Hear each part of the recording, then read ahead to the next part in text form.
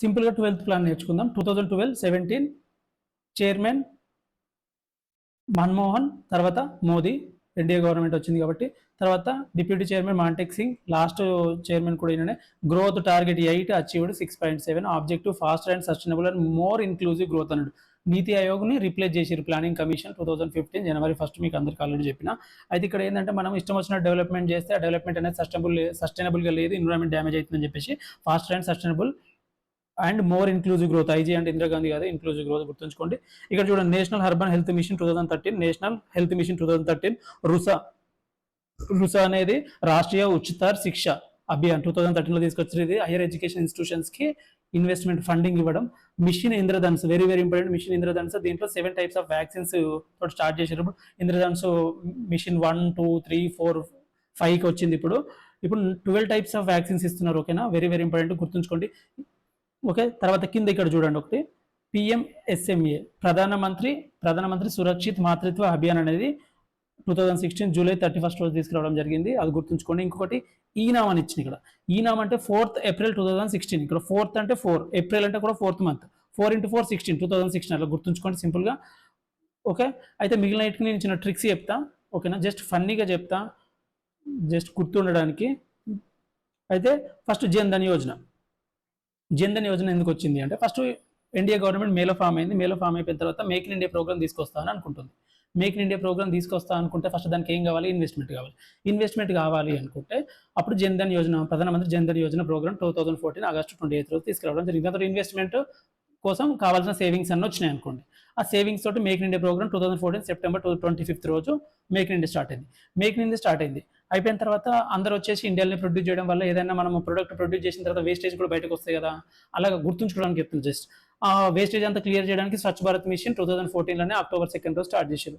అయినా కూడా ఇంకా విలేజెస్ ఇంకా అనుకున్నంత సెట్ కాలేదని చెప్పేసి రూరల్ ఏరియాస్లో శానిటేషన్ ప్లస్ ఇంకా ఇన్ఫ్రాస్ట్రక్చర్ అవన్నీ డెవలప్ చేయడానికి సంసద్ ఆదర్శ్ గ్రామ్ యోజన తీసుకొచ్చారు. ఒక 9 days గ్యాప్లో గుర్తుంచుకోండి. ఓకేనా, ఇవి రెండు ఆ చెత్తను క్లియర్ చేయడానికి, శానిటేషన్ ప్రోగ్రామ్, రూరల్ ఏరియాని డెవలప్మెంట్ చేయడానికి అని గుర్తుంచుకోండి. అలాగా తర్వాత ఇదంతా బాగానే ఉంది. మేక్ ఇన్ ఇండియా ప్రోగ్రామ్ తీసుకొచ్చిన తర్వాత మేల్ లిటరసీ బాగానే ఉంది, కానీ కొన్ని ఇండస్ట్రీస్ ఫీమేల్ ఓరియంటెడ్ ఉన్నాయి. అప్పుడు ఫీమేల్ లిటరసీ ఇంక్రీజ్ చేయాలి అని చెప్పేసి గవర్నమెంట్ అనుకుందాం. అప్పుడు తీసుకొచ్చింది ఏంటి? బేటీ బచావో బేటీ పడావో అండ్ సుకన్య సమృద్ధి యోజన. అయితే 2015 జనవరి 22, జనవరి అని ఎట్లా గుర్తుకు రావాలి మీకు అంటే, నార్మల్గా మనకు సంక్రాంతి టైంలో క్రాప్ వస్తుందండి. జనవరి 22 అంటే సంక్రాంతి అయిపోతే ఆ టైంకి పంట చేతికి వస్తే మన చేతిలో డబ్బులు ఉంటాయి. ఓకేనా, మన రైతులందరి అకౌంట్లలో డబ్బులు ఉంటాయి. అప్పుడు వెళ్ళి నీ కూతురుని చదివియండి, నీ కూతురు పేరు మీద సుకన్య సమృద్ధి యోజన అంటే ఆ డాటర్ పేరు మీద డబ్బులు డిపాజిట్ చేయడం, బ్యాంక్లో డిపాజిట్ చేయండి, మీ కూతురు చదివియండి అంటే అప్పుడు ఈజీగా ఇంటర్, చేతులు డబ్బులు లేకపోతే ఇన్నారని అట్లా గుర్తుంచుకోండి సింపుల్గా జనవరి అని. తర్వాత అంత ఓకే అయింది. అయితే ఈ మేక్ ఇన్ ఇండియా ప్రోగ్రామ్ని ఇంకా హై లెవెల్ మంచిగా చేయాలి, ఇంకా సక్సెస్ఫుల్ చేయాలంటే డిజిటల్ టెక్నాలజీ కావాలి. అందుకే డిజిటల్ ఇండియా మిషన్ తీసుకొచ్చారని గుర్తుంచుకో. 2015 జూలై 1, ఓకేనా, డిజిటల్ ఇండియా తీసుకొచ్చారు. సరే, డిజిటల్ ఇండియా తీసుకొచ్చారు, అంత బాగానే ఉంది, పర్లేదు. కానీ ఆ డిజిటల్ ఇండియాని హ్యాండిల్ చేయడానికి స్కిల్ ఎవరికి లేదని గుర్తుంచుకోండి. స్కిల్ లేదు కాబట్టి అప్పుడు స్కిల్ ఇండియా మిషన్ తీసుకొచ్చారు. ఒక 15 days గ్యాప్లో 2015లోనే స్కిల్ ఇండియా మిషన్ తీసుకొచ్చారని గుర్తుంచుకోండి. తర్వాత మనం ఇప్పుడు మేక్ ఇన్ ఇండియాలో చాలానే ప్రొడక్ట్స్ ప్రొడ్యూస్ చేసినాం కదా, అవన్నిటిని మనం ఎక్స్పోర్ట్ చేయాలంటే ఏంటిది? సీ పోర్ట్స్ నుంచే కదా, సముద్రాల నుంచే కదా ఎక్స్పోర్ట్ చేస్తాం. అందుకే మనం సాగర్మాల తీసుకొచ్చినాం.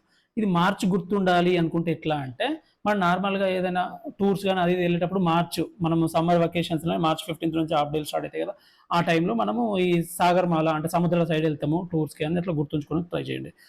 ఇది ఓకే. తర్వాత ఇది ఒకటి గుర్తుంచుకోండి, పిఎం కృషి సించాయి యోజన. ఇది దేనికోసం? పిఎం కృషి సించాయి యోజన అంటే ఇరిగేషన్ ఫెసిలిటీస్, డ్యామ్స్ అవి ఇవన్నీ బిల్డ్ చేయడానికి, లివర్ లింకింగ్ అవి ఇవన్నీ చేయడానికి పిఎం కృషి సించాయి యోజన జూలై 1, 2015. ఇప్పుడే ఎందుకు తీసుకొచ్చారు? ఈ టైంలో తీసుకొస్తేనే రెయిన్స్ ఉంటాయి. నువ్వు డ్యామ్స్ కట్టినా కట్టకుండా ఎట్లా వర్షాలు పడతాయి కాబట్టి పంటలు పండుతాయి. అప్పుడు క్వశ్చన్ చేస్తూ ఎవరు ఉండరు అని చెప్పేసి జూలై 1 తీసుకొచ్చారు అని చెప్పేసి ఫన్నీగా గుర్తుంచుకోండి. దీన్ దయాళ్ ఉపాధ్యాయ గ్రామ జ్యోతి యోజన. అయితే ఇక్కడ ఏంటి, ఈ స్కీమ్ యొక్క మెయిన్ ఇంటెన్షన్ ఏంటి? ఈచ్ అండ్ ఎవ్రీ హౌస్ హోల్డ్కి, ఎవ్రీ ఫ్యామిలీకి ఎలక్ట్రిసిటీ కనెక్షన్ ఇవ్వడం, మారుమూల ప్రాంతాలకు అన్నిటికీ. సో అయితే ఏంటి, ఇప్పుడు ఆల్రెడీ డ్యాములు నిండినాయి కదా, జూలైలో వర్షాలు స్టార్ట్ అయినాయి కదా, అదే టైంలో మనకు డ్యాములు నిండినాయి కాబట్టి హైడల్ ఎలక్ట్రిసిటీ, వాటర్ తోటి మనం ఎలక్ట్రిసిటీ జనరేట్ చేయొచ్చు కదా. సో అలాగా మనం ఎలక్ట్రిసిటీ కూడా ప్రొడ్యూస్ చేసారు కాబట్టి జూలై 25కి అందరికీ ఎలక్ట్రిసిటీ ఇవ్వడం ఈజీ అవుతుంది. ఆల్రెడీ సమ్మర్ కాదు, డిమాండ్ కూడా తక్కువనే ఉంటుంది అన్న ఫీలింగ్ తోటి వర్షాలు కూడా పడతాయని ఆ టైంలో తీసుకొచ్చి జూలై 25 రోజు డ్యాములు నిండిన తర్వాత ఇరిగేషన్ ఫెసిలిటీస్ ప్రొవైడ్ చేసిన తర్వాత అని అట్లా గుర్తుంచుకోవడానికి ట్రై చేయండి. తర్వాత అంత బాగానే ఉంది. Next Uday, Ujjwala discom assurance Yojana. ఇది దేని గురించి స్కీము? ఇది నార్మల్గా స్టేట్ గవర్నమెంట్ డిస్కామ్స్కి సపోర్ట్ చేయడం, ఆల్రెడీ అప్పులలో కూరుకుపోయినాయి, దాని నుంచి బయటకు తీసుకురావడానికి ఉదయ్ అనే స్కీమ్ తీసుకొచ్చారు. అయితే నవంబర్ అని మనకి ఎట్లా గుర్తుండాలి అంటే, నార్మల్గా మనకు పీక్ డిమాండ్ ఎప్పుడు ఉంటుంది? సమ్మర్లో ఉంటుంది. సమ్మర్లో మనకు ఎలక్ట్రిసిటీ పీక్ డిమాండ్ ఉంటుంది. ఆ టైంలో అడిగారు అనుకో, స్టేట్ గవర్నమెంట్స్ని సపోర్ట్ చేయండి, డిస్కమ్స్కున్న అప్పుల్ని మీరు అష్యూరెన్స్ ఇవ్వండి, తీర్చండి అని చెప్తే స్టేట్ గవర్నమెంట్స్ ఊరుకుంటాయా? ఊరుకోవు అని చెప్పేసి సెంట్రల్ గవర్నమెంట్ ఏం చేసిందంటే నవంబర్లో తీసుకొచ్చింది. నవంబర్లో ఏముంటుంది? వింటర్ ఉంటుంది. ఏసీలు కానీ ఫ్యాన్స్ కానీ అన్నిటినీ ఆపేసి పెట్టుకుంటారు.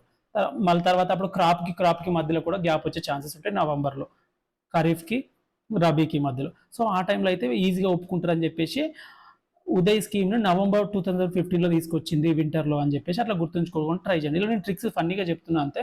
ఓకేనా? ఇంకా మీకు ఏమైనా ట్రిక్స్ ఉంటే అవి గుర్తుంచుకోవడానికి ప్లాన్ చేయండి. సేతు భారతం స్కీమ్ March 24, 2016 అది కూడా గుర్తుంచుకోండి. ఓకే, ఈ స్లైడ్ నుంచి మినిమం మనకు 1 to 2 మార్క్స్ పక్క కవర్ అయ్యే ఛాన్సెస్ కనబడుతున్నది. క్లియర్? ఈ వీడియో నచ్చినట్లయితే లైక్ చేయండి, షేర్ చేయండి, కామెంట్ చేయండి, సబ్స్క్రైబ్ చేయండి. ఈ పీడిఎఫ్ నేను టెలిగ్రామ్లో ప్రొవైడ్ చేస్తాను. డిస్క్రిప్షన్లో లింక్ ఉంది టెలిగ్రామ్ది. Thank you all.